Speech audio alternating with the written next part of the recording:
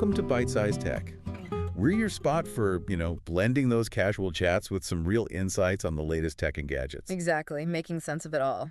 So today, we're doing a bit of a quick dive, but definitely an insightful one. We've got two really interesting angles lined up for you.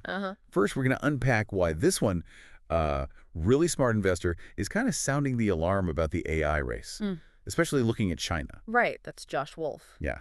And then we'll switch gears completely. We're checking in with Uber's CEO, Dara Khosrowshahi, about, well, their massive growth and where they're headed next. It's a good mix. You get the sort of high-level strategic view on AI competition and then a deep look at a company like Uber that's, applying tech on the ground every day. Think of it as your express lane to getting up to speed. So let's jump right into this AI thing with China. Josh Wolf, Lux Capital, he called DeepSeek's AI model a wake-up call. What's the big deal there? Well, what really got his attention, it seems, was the efficiency.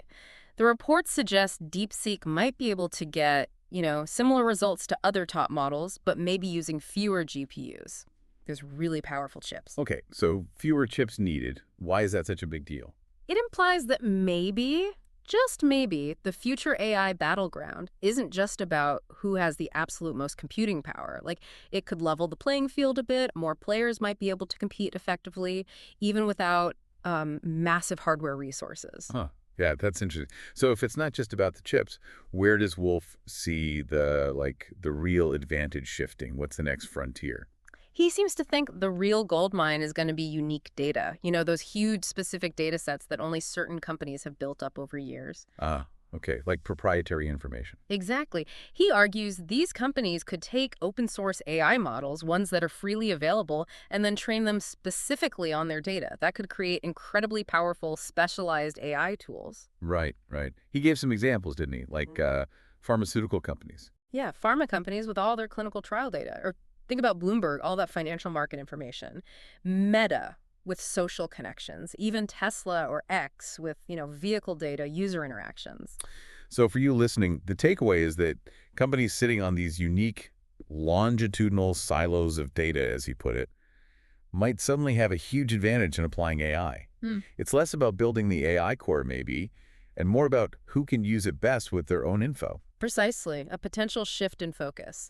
Now, Wolf also brought up something else quite important about AI, especially coming out of China. It's about the data they're trained on. Yeah, this is a really critical point. He flagged the concern that Chinese AI models might, have built-in limitations or biases in how they discuss certain sensitive topics. Like Tiananmen Square, or issues around Xinjiang and the ogres. Exactly those kinds of examples. His worry, and something for you to consider, is that if these models become widely adopted globally, they could potentially spread a skewed or incomplete understanding of significant historical or political events. It raises big questions about information integrity. Okay, so given those concerns and the competition, what did he suggest the U.S. should actually do? Is it just about trying to build bigger models faster? Not entirely. He actually advocated for something slightly different. Empowering individuals, getting powerful open source AI tools into the hands of more people in the U.S. Make it widely accessible. Right. The thinking is, if more individuals can use these tools directly in their work or daily lives, it could spark a big wave of productivity gains and maybe even new innovations across the board. Grassroots adoption, almost. Makes sense. And what about the U.S. government's role? Did he comment on the current administration's approach? He seemed generally positive, actually. He mentioned appreciating what he saw as a, quote, future-forward competitive stance and an embrace of technology. But he also added a note of caution. He warned against U.S. investment flowing into Chinese tech companies that are involved in what's called military-civil fusion.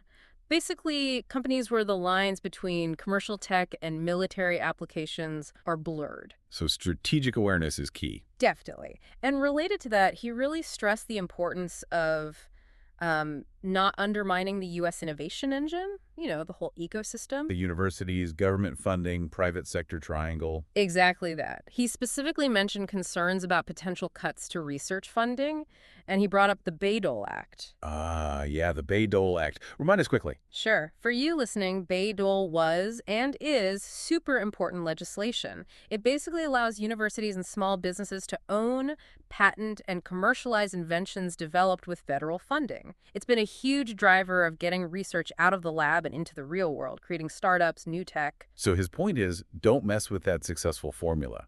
Protect the research funding that feeds that whole pipeline. That seems to be the core message. It's a delicate ecosystem that needs nurturing. Okay, so that's the high-level AI strategy view. Ready to switch gears to ground level. Let's talk Uber. Yes, Uber. Definitely something many of us interact with pretty regularly, whether it's for rides or increasingly for deliveries. Their CEO, Dara Khosrowshahi, gave an update. How are things looking? Big numbers. Oh yeah, the scale is still just immense. They highlighted an 18% year-over-year jump in trips.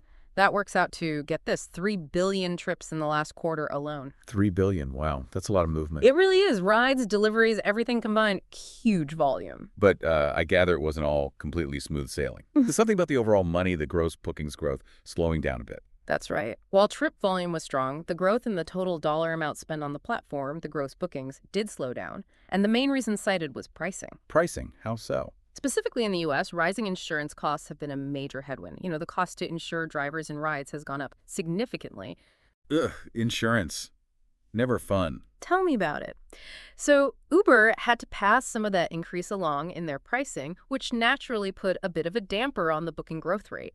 It just shows how external factors like insurance markets can ripple through even a massive tech platform like Uber. For you, it means the price you pay might be affected by things happening way outside the app itself. Makes sense. Are they just accepting those higher costs, or are they trying to do something about it? Oh, they're definitely trying to tackle it. Khosrowshahi mentioned initiatives focused on driver safety programs to reduce accidents, and they're also pushing for, or at least hoping for, some insurance reform at a regulatory level. Okay, trying to control the costs. Exactly.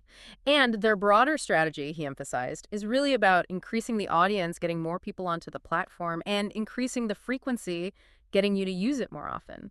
A big part of that is trying to maintain what they call everyday low prices.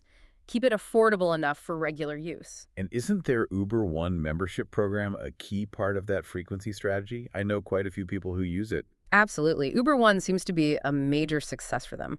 They have, over 30 million members now? And the data shows these members are much more engaged. How so? They complete significantly more transactions, so more rides and orders. They have higher retention rates, meaning they stick with Uber longer. And they're more likely to cross-shop, use both rides and Eats. So for you as a user, it offers savings and convenience. For Uber, it builds that sticky, loyal customer base. Interesting. So even though they give Uber One members discounts, which you'd think might hurt profits initially. Right. There might be a slight initial hit to the margin on any given trip or order for a member, but Khosrowshahi was clear. Because those members use the service so much more and stick around longer, they are significantly more profitable for Uber over the long term. It's an investment in loyalty that pays off. Got it. What about different segments of the business? Airport travel is usually a big one for ride sharing, right? Yeah. The airport and general travel side of the business remains strong for them. But interestingly, he did note a bit of softness or slower growth, specifically from international travelers coming into the U.S. He mentioned Canada specifically. Huh. Wonder why that is. Didn't elaborate too much, but it's something they're watching. On the flip side, their airport pickups outside the U.S. internationally are actually growing faster than their domestic U.S. airport business. So a bit of a mixed picture on the travel front. And overall growth. Are they buying up companies or mostly building things themselves? Their focus seems overwhelmingly organic right now, building out their services, improving the platform, expanding within the 70-plus countries they operate in. Khosrowshahi really emphasized their global scale and the advantage of having both mobility, rides, and delivery on a single platform. That synergy is key for them. Okay, makes sense. Now, the future question, one everyone asks. Self-driving cars, autonomous vehicles. What's Uber's play there? They're definitely active, but perhaps more through partnerships now. The big one is with Waymo, Google's self-driving company.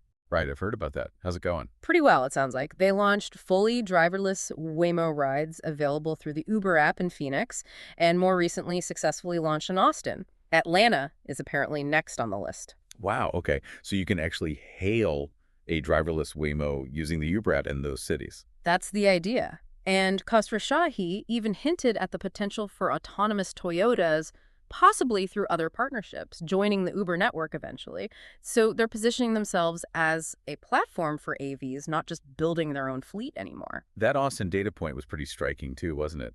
About how busy the Waymo cars are. Yeah, that was incredible.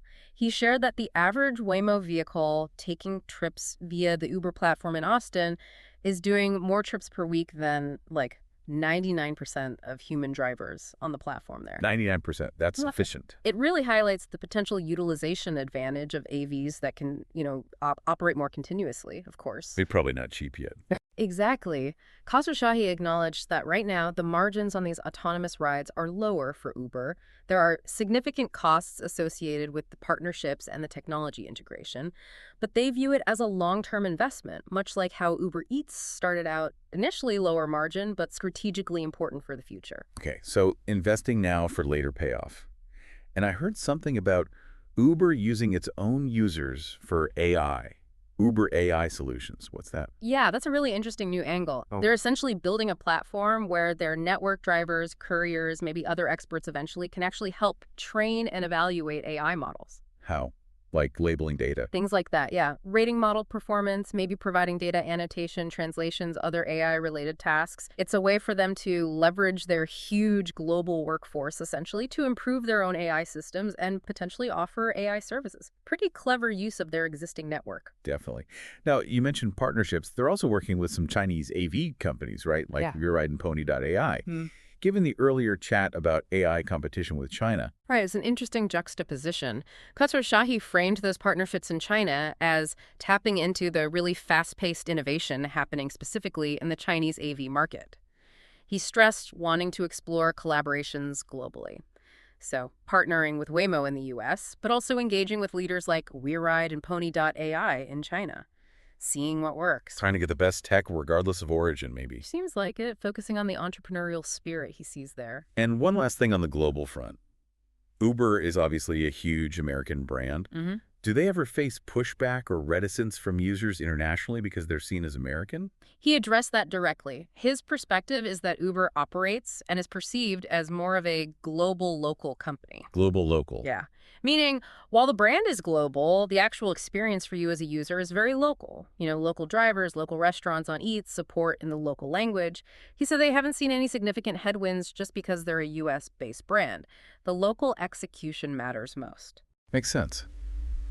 Okay, so wrapping this all up, it feels like we've got this complex picture. On one hand, the big AI race might be shifting maybe towards companies with unique data. Right. That's the Josh Wolf perspective, a potential pivot. And then you have Uber, just this massive engine of trips and deliveries, constantly growing, navigating costs like insurance, and pushing into futuristic tech like AVs through partnerships, while also finding new ways to leverage its network for things like AI training. It really paints a picture of just how dynamic things are. You have these huge strategic questions about AI's future direction playing out, alongside the very practical, on-the-ground realities of running a global tech logistics company like Uber. They're interconnected, but also distinct challenges. Definitely a lot for you to chew on there. Constant change is the name of the game. Absolutely. It never stands still. Well, that's our bite-sized look for today. Thanks so much for tuning in to Bite-Sized Tech. If you enjoyed this deep dive, maybe learned something new, definitely give us a like. Yeah, drop a comment. Let us know what you think. Share it with anyone else who likes to keep up with tech. And please subscribe so you don't miss our next breakdown of what's happening in this fast-moving world.